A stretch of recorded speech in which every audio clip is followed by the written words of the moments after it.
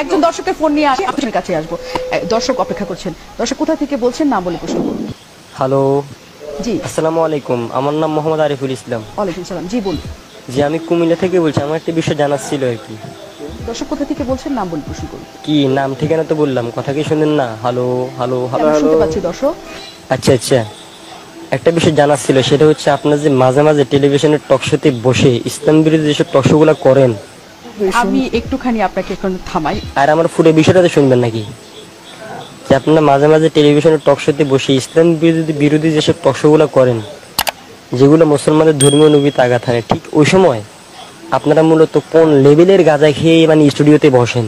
কি আনলিমিটেড গাঁজা খান, মেয়াদ উত্তীর্ণ গাঁজা, না কোনো এই গাঁজাগুলো কি ভিন্ন কোনো দেশ থেকে আমদানি করেন? এটা একটু স্পষ্ট করলে জাতীয় উপকৃত হবে, গাঁজাখোররাও ফিনিক নেওয়ার জন্য ভালো গাঁজার সন্ধান পাবে।